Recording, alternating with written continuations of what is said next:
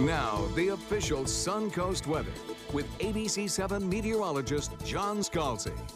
Taking a look at current air temperatures, we haven't risen all that much from where we were this morning in the mid-70s, low 70s in some places. We're at 83 degrees now. Dew point values have kind of picked up just a little bit. We're at 73. Feels kind of sticky out there, but at least we got the cloud cover kind of holding down the temperatures. West-northwest wind coming in at about 6 across the region. Temperatures pretty uniform, really, because of that cloud cover that's around. We're just really shutting down a lot of the heating. 83 degrees, Wauchula, Arcadia, Lakewood Ranch coming in at 84, Parrish at 84.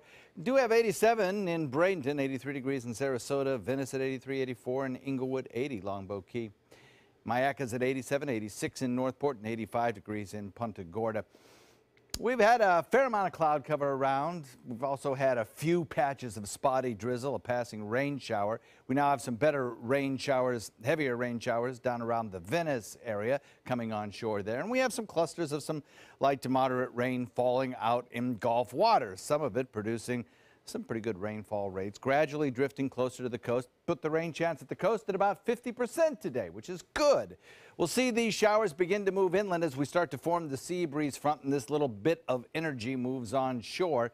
It's part of a much larger flow of deep tropical moisture coming up from the south. We have this big trough of low pressure that exists in Gulf waters. And while you really can't see it with radar, because the radar beam, goes out a couple hundred miles and it's worthless after that. It's just pointing straight up in the air at that point because of the curvature of the Earth.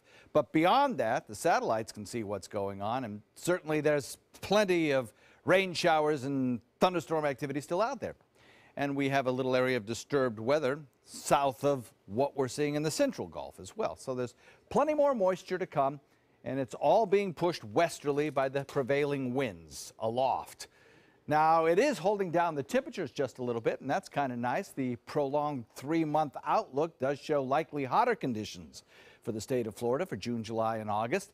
So a few days of slightly cooler temperatures. I guess you want to look on the bright side in a very dim sky, why it would be that we can lower our temperatures for a couple of days anyway to just about average or even a little below average possibly until we return to those very hot summer-like days.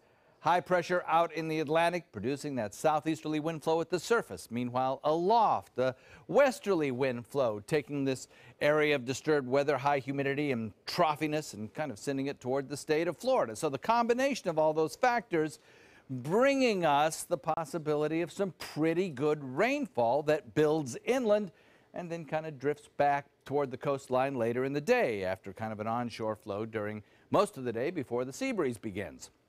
Cloudy at times, good rain chance over the weekend, and some heavy rain possible.